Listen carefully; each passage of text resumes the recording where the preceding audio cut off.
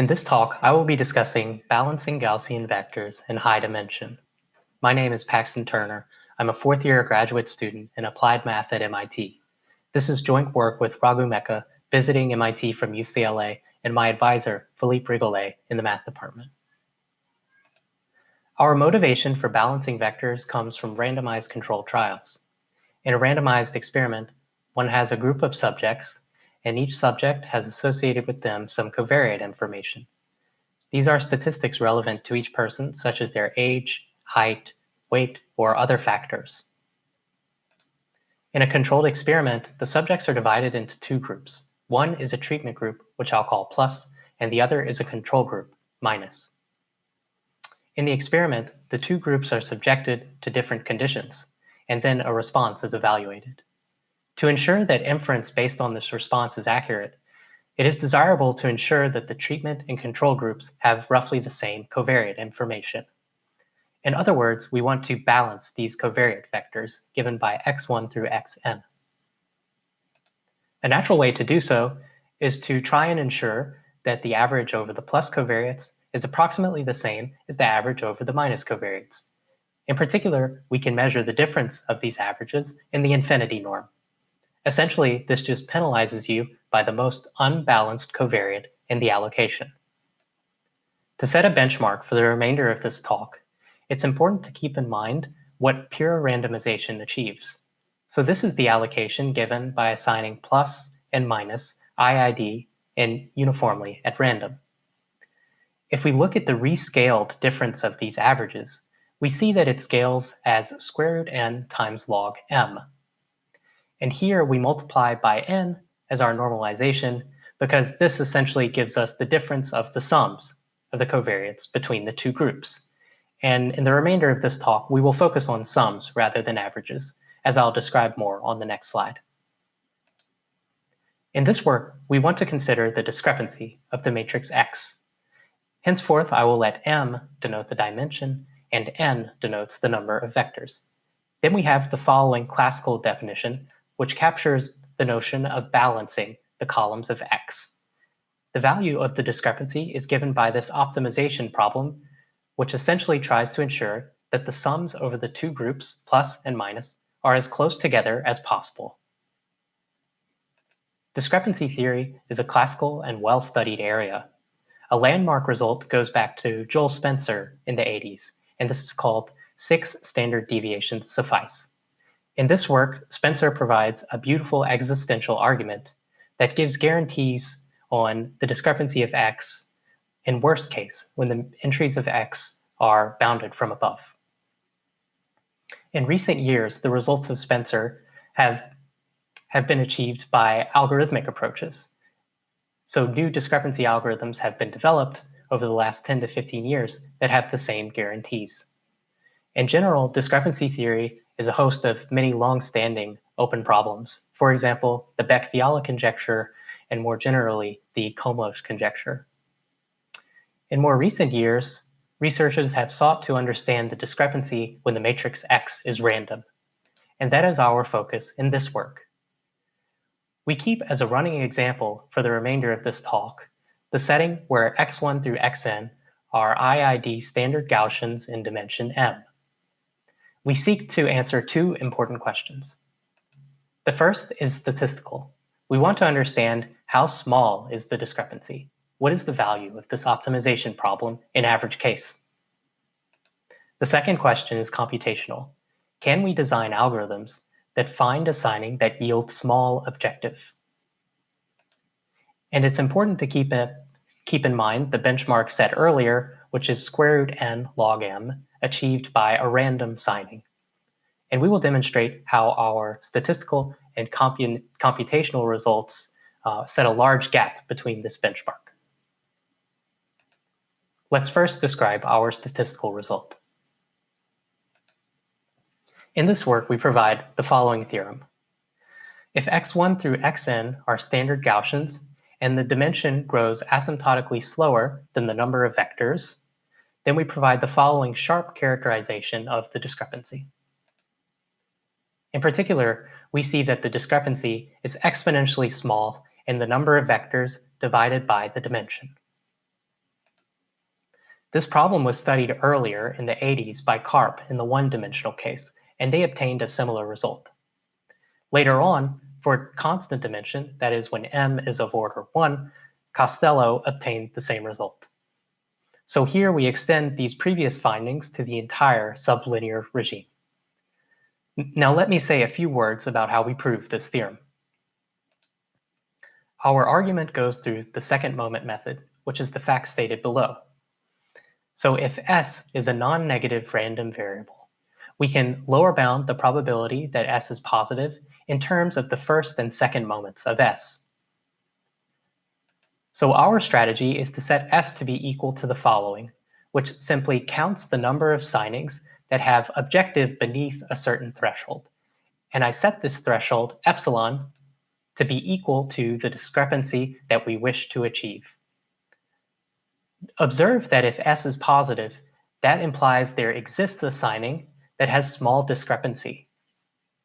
So our approach is to calculate the first and second moments of S using a careful analysis via Laplace's method, and this suffices to prove the theorem above.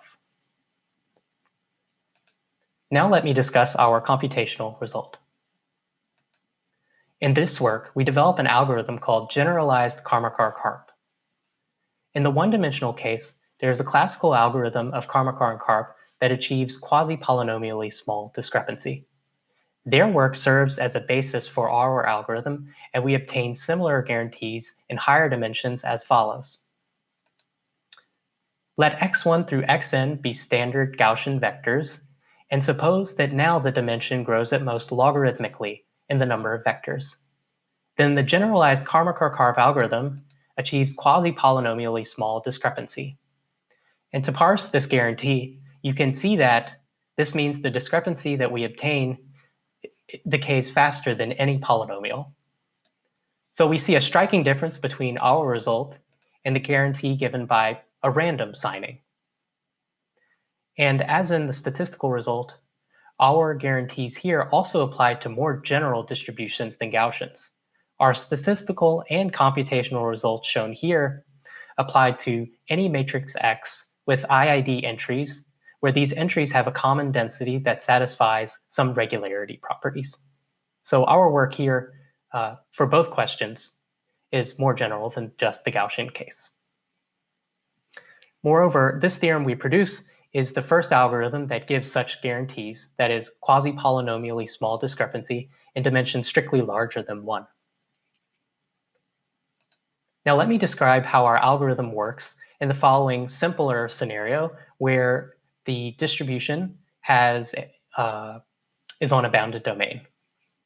So I'm just going to consider the uniform distribution on a square, and plotted below I have a sample given by the yellow dots, and I also pick out 4 distinguished points, W, X, Y, and Z.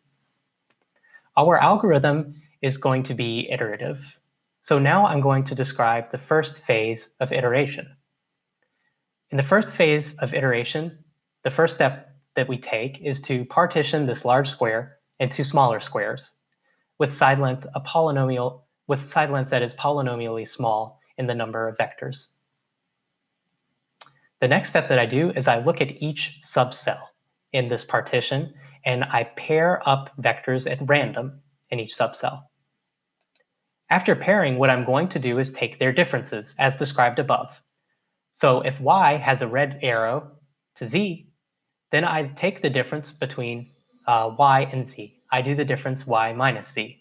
And you can see that is happening here in this cell. And similarly, we have the same thing with W and X. At each phase of iteration, we maintain a signing. Let me plot the value that this signing takes on our distinguish points. We see that W gets a plus because it has an arrow pointing to X. Therefore, X gets a minus. A similar thing happens with Y and Z, where Y gets plus and Z gets minus. You can plot the value of the signing sigma 1 for all of the points that are differenced in this algorithm. So that describes our first phase of iteration. The second phase of iteration is going to look at the outcomes of all of these differences.